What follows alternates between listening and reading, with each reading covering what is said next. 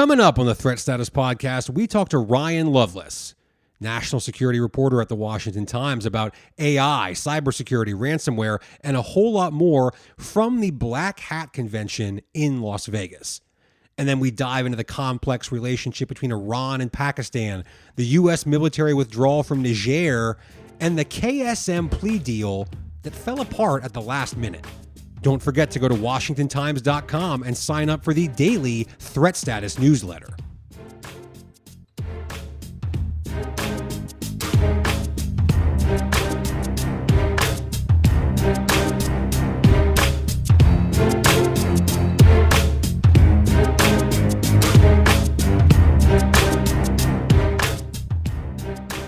Hello and welcome to the Threat Status Podcast. I'm your host, Ben Wolfgang, national security correspondent at the Washington Times, and I'm joined, as always, by Guy Taylor, my esteemed co-host and the national security editor here at the Times. Packed show this week. We've got Ryan Lovelace coming up with some insights from Las Vegas, where he's attending the Black Hat Convention. So we're going to hear a lot about AI, cybersecurity, hacking, ransomware, and more coming up later on. But first things first, Guy, as always, what's on your radar right now? Thanks, Ben. It's great to be here for another week. One thing I'm tracking is the U.S. Justice Department statement that came out on August 6, revealing that federal law enforcement, specifically the FBI, had broken up an alleged plot involving a Pakistani man operating as an agent of Iran with the goal of assassinating American officials on U.S. soil.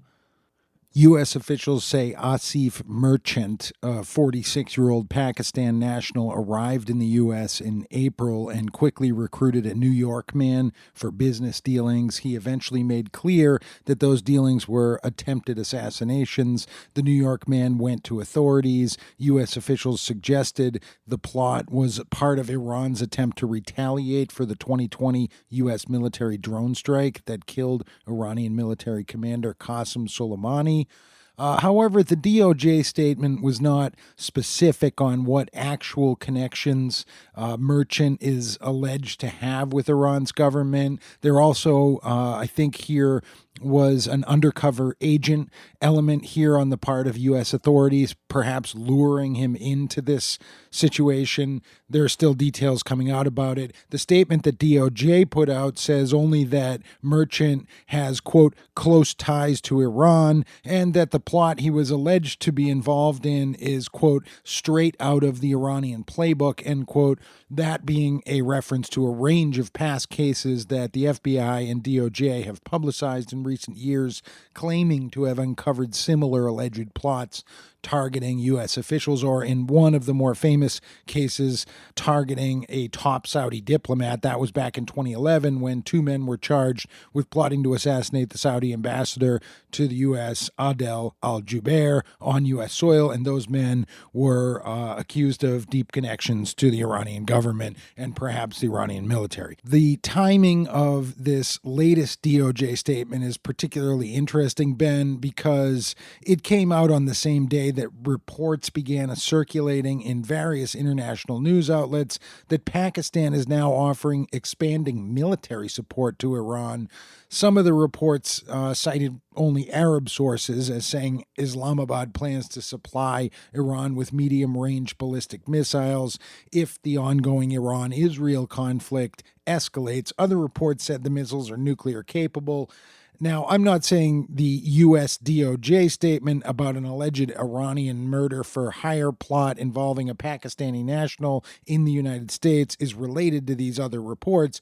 It's just that the timing is interesting. This often happens in international news developments. There could be a connection, but the bigger picture is a kind of narrative shift where Pakistan is suddenly appearing to be lumped, in the English language media reporting anyway, with Iran at a moment of escalating Iran-Israel tension. Of course, Pakistan shares a border with Iran, and the two countries have a history of actually tense relations, tensions that spilled into the open earlier this year when Iranian military forces carried out strikes against what they described as a terror group on the Pakistani side of the border, prompting Pakistani forces to respond with their own missile strikes into Iranian territory, targeting what they described described as a separatist militant group operating from there. The tit-for-tat strikes in January barely got a mention in the English language media, but they were eye-opening and confusing for regional security watchers trying to figure out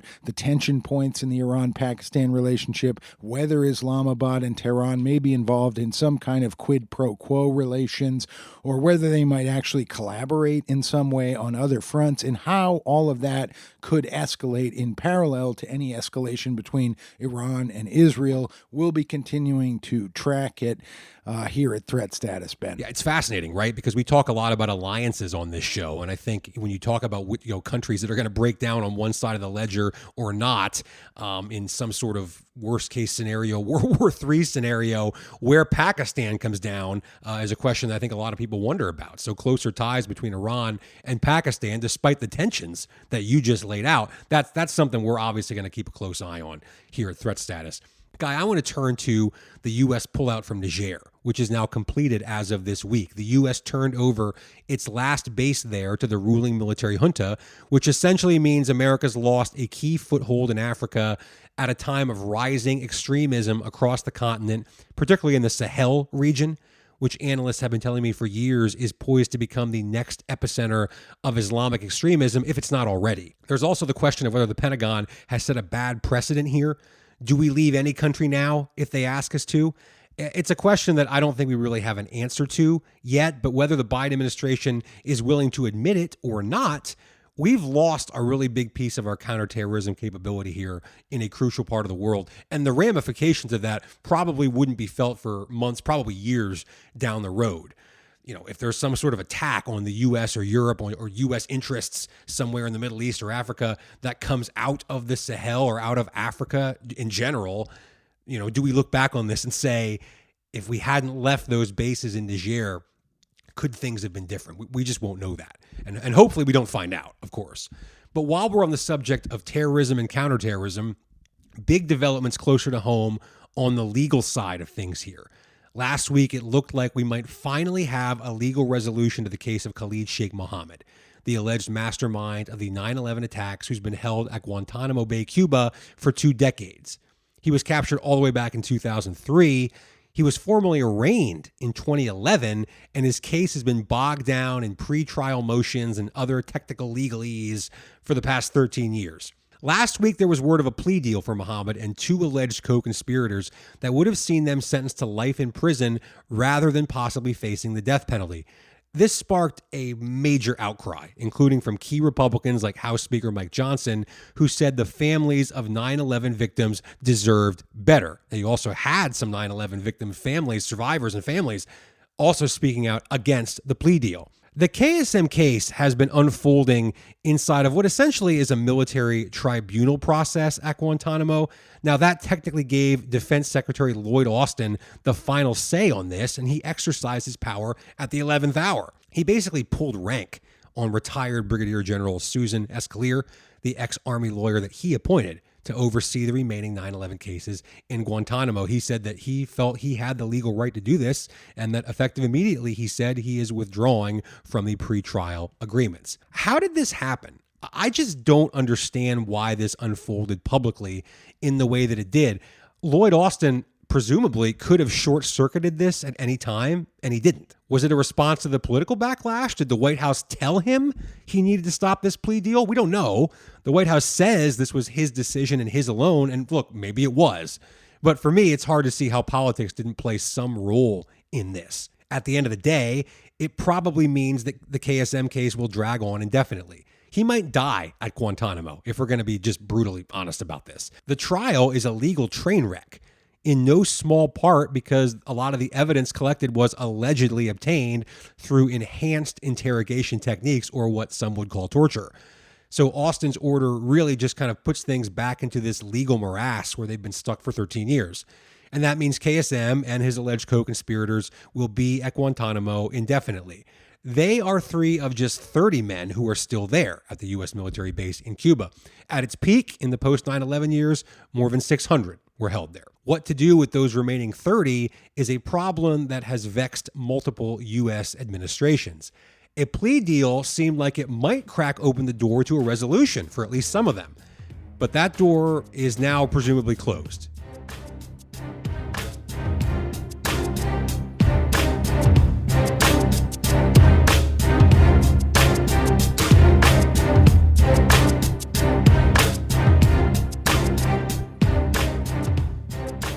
And we are joined now by Ryan Lovelace, our colleague here at the Washington Times, national security reporter who covers all things tech for us. Ryan, thanks so much for joining us here on the show. We really appreciate it. I know you're busy. You're coming to us from the Black Hat Convention in Las Vegas. So if you would, kind of give our listeners just a quick rundown of what it is and why you're there. Absolutely. So it's a large hacker conference that gathers regularly in Las Vegas for cybersecurity professionals and information security pros to kind of share best practices and present their findings on what they've seen in the previous year. Really, what's different about this year is there's a huge emphasis on artificial intelligence, as you would expect, perhaps. But there's a lot of focus on AI-fueled cyber attacks, on different AI tricks, how to defend against them, how to deploy them, all of that sort of thing. What are some of the coolest things you've seen so far? I know it's just kind of getting underway as we record this on Wednesday, but I'm sure there's some topics and some things there on the floor that are probably pretty eye-catching. Absolutely. Some of the things that have really made me perk up are Trend Micro's deepfake detection tech. They modeled and demonstrated for an audience of hundreds of hackers first how to create a deepfake, going through and targeting a particular chief executive and a chief legal officer from an individual company. So not a politician or a very famous person, but ripping video from YouTube of these people speaking, cloning their voice, cloning their video, and then using that over a Zoom conferencing platform to trick a junior officer at the company into handing over sensitive documents, and then successfully actually showing how that would happen.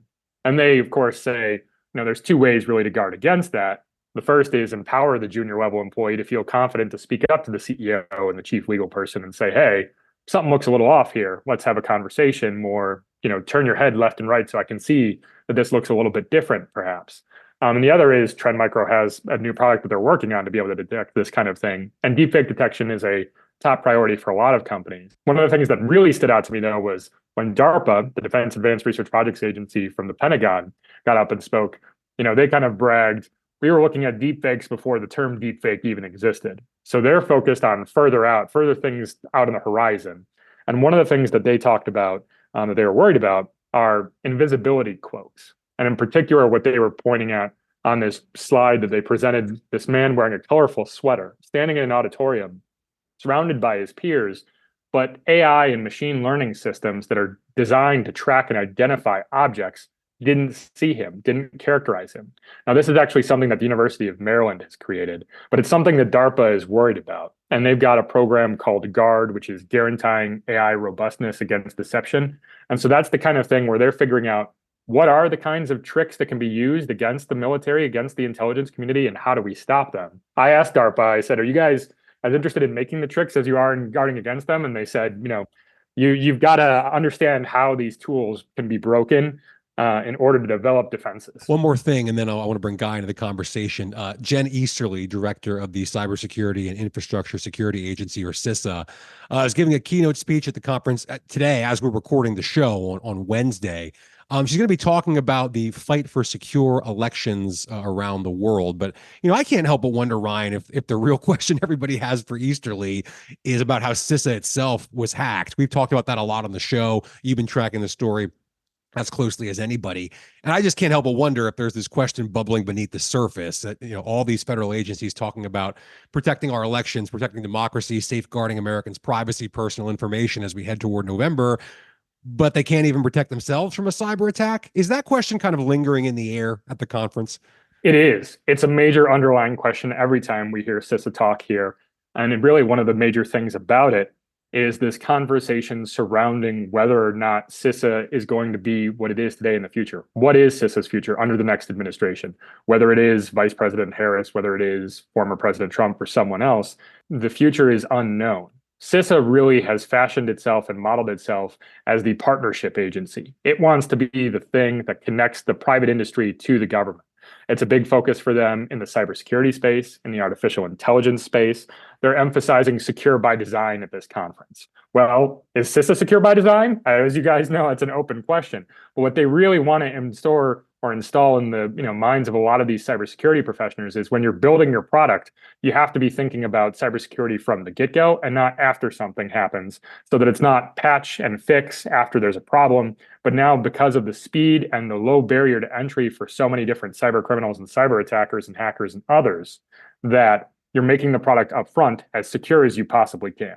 It's pretty interesting, Ryan. I actually want to kind of go big picture, thinking about cyber as an instrument of global conflict, whether in the informational propaganda realm or the sort of cyber kinetic realm of direct hacking and cyber attacks. I want to get your insight on U.S. offensive cyber operations. It's an issue that I don't think gets enough attention, but is obviously important and will become more so in the future. We've been hearing right here on the Threat Status podcast from more and more officials in the military and intelligence communities about how crucial it is for America and its allies to be offensive in the cyber domain, not just sitting in a defensive posture waiting to get attacked. Andrew Hallman, the former deputy director for digital innovation at the CIA, made that case to us on the show a few weeks ago. From where you sit, what do U.S. offensive cyber operations look like? Who in the U.S. federal government is driving that? Is it the Pentagon, or is it something else under the executive? And how involved are private contractors in that piece of it? Offensive cyber operations are probably the most murky space in the U.S. for what we see the cyber community doing. It's very difficult to track. It's very difficult to observe. It's very difficult for outside observers to understand what's really going on. So there's a lot of cloud of confusion surrounding it. But really, we see the Department of Defense's Cyber Command and the National Security Agency being in a dual-hatted role, kind of focused on both offensive cyber operations and defensive cyber operations. The Department of Defense has its hunt forward operations where it has to be invited in. But there's been a lot of conversation from Capitol Hill to the White House in recent years about the need for something more aggressive.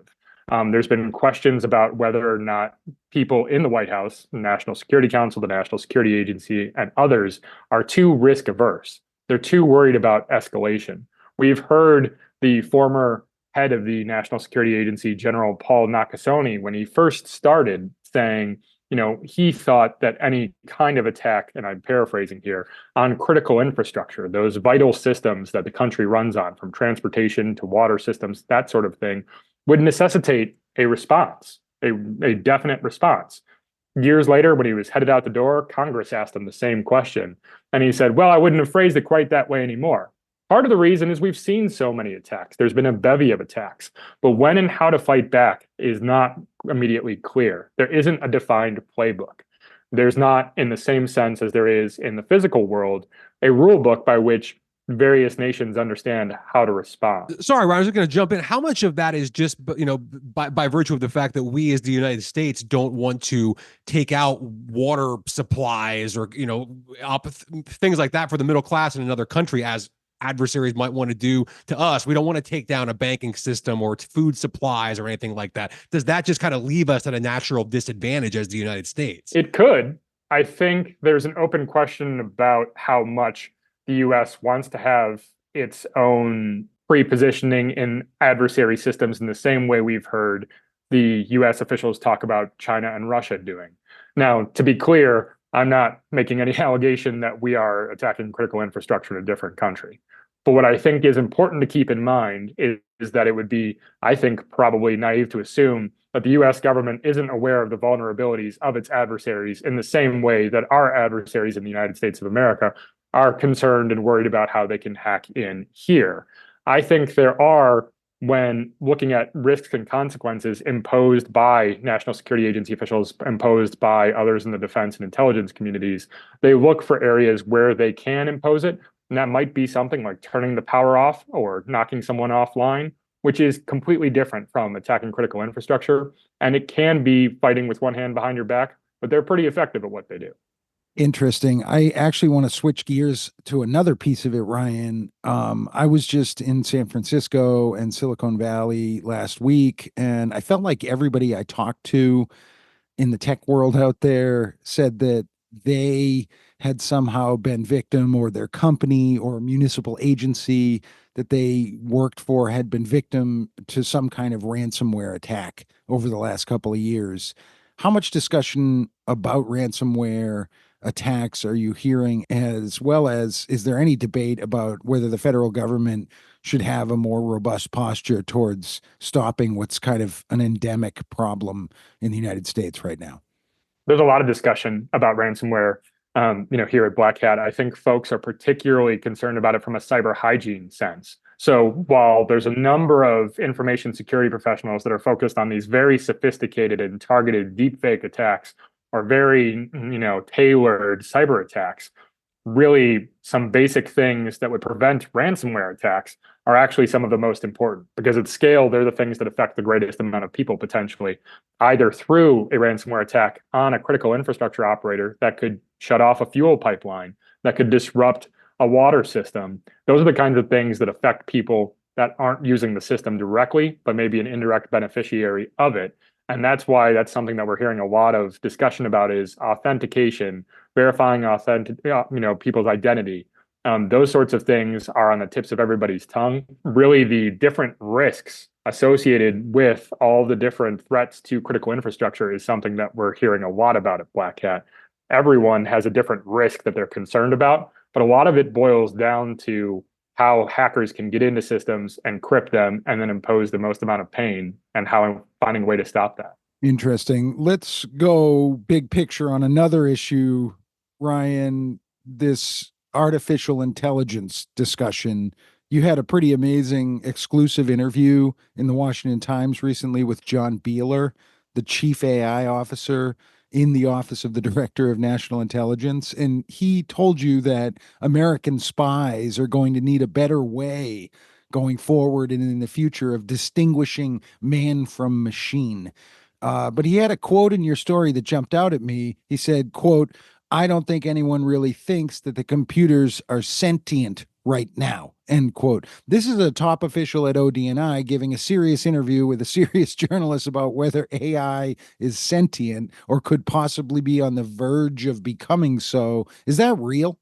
It is. We haven't heard an official position of the intelligence community on where they're at on it, but we've heard many top technologists across the globe talk about it.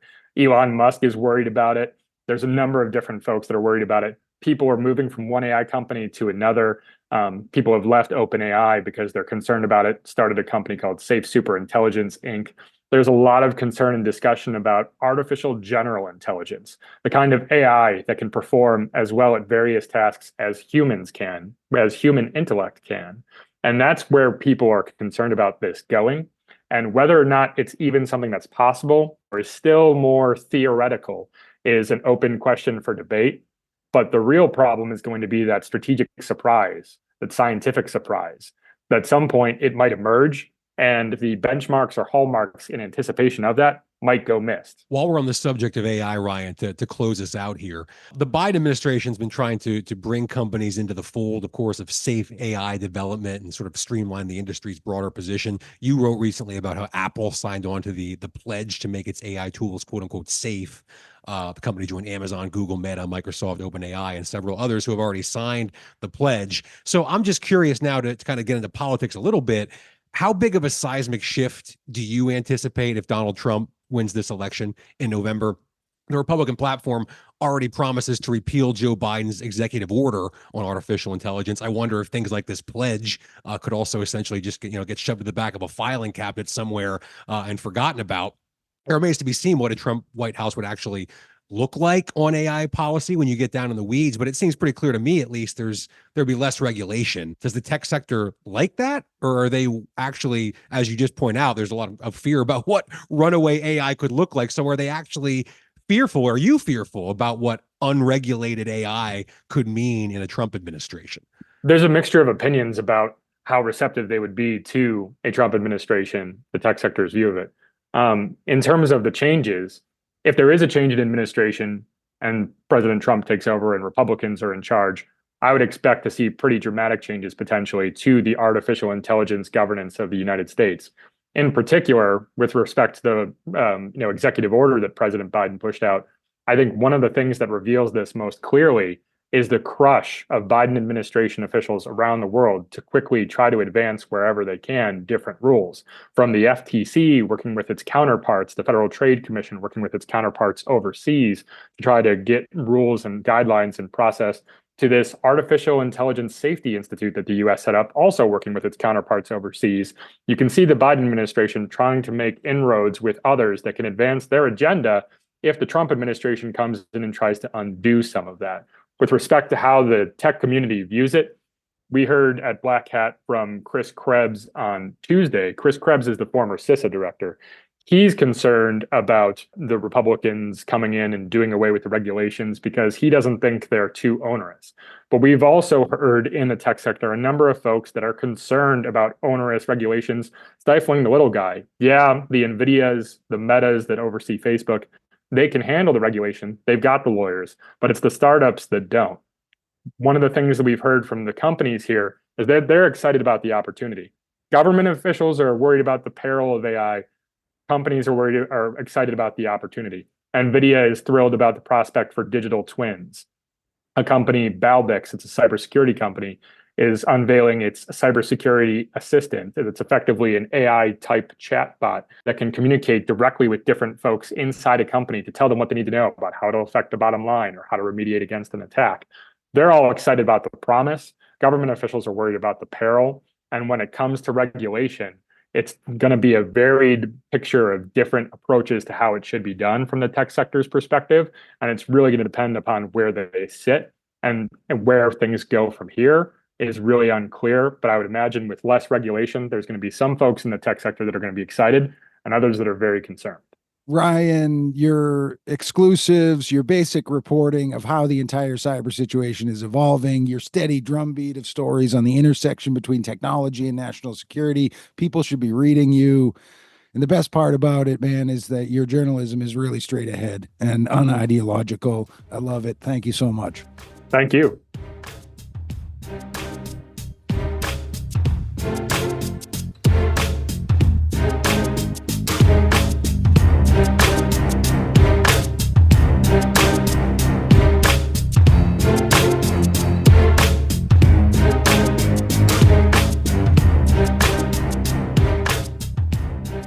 And it's time now for Threat of the Week. It's our weekly segment here on the show where Guy and I each identify a threat either at home or somewhere in the world that we think is impacting U.S. national security right now, this week, as you all are listening to the show. Guy, my threat of the week is space junk. Do we know how much stuff is up there floating around, and how do we get rid of some of it? The Japanese company Astroscale late last month said that its new tool, called the Active Debris Removal by Astroscale Japan, completed 2 fly-arounds of the upper stage of a rocket that's in orbit. That rocket was launched in January 2009, and it powered a Japanese climate research satellite. It's been in orbit for the past 15 years, and if we do nothing, it'll essentially be there forever, at least until the sun swallows the Earth a few billion years from now. And it's not the only one. Today, there are nearly 12,000 satellites orbiting Earth. Last year, a group of international researchers wrote in a piece for the journal Science that the number is expected to be at least 60,000 by 2030, possibly a lot more. Needless to say, that is a huge increase. And that's just satellites themselves. You've also got pieces of rockets, random bits of all kinds of other debris floating around up there. And without some sort of solution, you're heading toward what's called the Kessler effect, named after NASA expert Don Kessler, who said that once you reach a certain critical mass, the total amount of space debris will keep increasing. Collisions will create more debris and then lead to more collisions in what basically becomes a chain reaction to the point that low Earth orbit is more or less unusable. What does that mean? Well, it means it'd be difficult, if not impossible, to put new satellites in orbit to do scientific research and all kinds of other vital tasks. One reason this is really important from a national security perspective is that the U.S. and its enemies, mainly China and Russia, increasingly see outer space as a potential battlefield. So the new theater could, at least, quickly get crowded by military satellites and other tools. We recently had confirmation from the Pentagon that Russia launched a new space-based weapon that can threaten U.S. assets in space. So if there's a new battlefield, we need to be sure we're able to use it effectively. Now, setting aside the military side of this, you've got all kinds of other stuff there, weather research, communications, other items, a lot of which have outlived their usefulness, but are really hard to destroy safely or bring back to Earth in a controlled way. So you're left with this idea of deorbiting the object, or essentially pushing it out of Earth's orbit so it floats away safely deeper into space. Now, Astroscale isn't the only company working on this, and Japan certainly isn't the only country that knows this is a problem. NASA is doing its own work on what it calls the Active Debris Removal Vehicle that can remove large orbital debris from low Earth orbit. NASA says that the ADRV can approach a debris object, assess its characteristics and motion, determine an initial capture trajectory, match its rotation rates, execute a capture maneuver, and control and deorbit the object. NASA says that eventually they'll be able to launch up to 8 of these in a single payload, so you could potentially get some bang for your buck here and take care of multiple pieces of space junk at one time. So that's good. What else is good is that this problem isn't sneaking up on us. This is something we've known about for a long, long time. But Guy, it's still a threat right now because the solutions, while really promising and advancing really quickly, don't seem to be keeping up with the sheer pace of stuff that's being put into orbit. And that could be a really big problem a lot sooner than we think. So I'm going to go a bit out on a philosophical limb for my threat of the week, Ben. My threat is that posed to collective human consciousness by ever-accelerating communications technology, specifically technology that is now intersecting with artificial intelligence. There's a phenomena in anthropological and geographic political theory, Ben, called time-space compression. It was first written about by the British geographer David Harvey. The idea is that the advancement of technology and its use by humans is compressing time and space, or at least how humans perceive distance and time and the relationship between the two, and in such affecting how humans think and their collective perception of the world. For instance, the advent of airplanes that could bring humans around the world in a day changes the way the whole species thinks about the size of the world, space, as well as the time it takes to traverse what would previously have taken a lifetime to traverse on foot. This time-space compression idea can be applied to artificial intelligence. The time it takes for artificial intelligence to, say, create a 3D structural model of every protein known to science, this is something that just a few years ago would have taken the smartest biologists years, even decades, to achieve, and now it can be done in minutes. Of course, this could pave the way to amazing scientific discovery, but if you consider it through the time-space compression lens, it could also trigger shifts in collective human consciousness that are so jarring they destabilize the world, they destabilize human communications and perceptions. I warned you, Ben, that I was going to go out on a philosophical limb this week, but it felt like the right time to do it, considering Ryan Lovelace's reporting on the discussion among security and intelligence officials over whether or not AI may be sentient. The many dangers of the development of artificial intelligence. It's a theme that we've talked about a lot here in the show, and I think it's safe to say it's not going away anytime soon. So thank you for that. And thank you all for listening this week to the Threat Status Podcast. Thanks to Ryan Lovelace for joining us from the Black Hat Conference in Las Vegas. Please go ahead, share this episode with all your friends, hit that subscribe button, and Guy and I will be back next week on the Threat Status Podcast.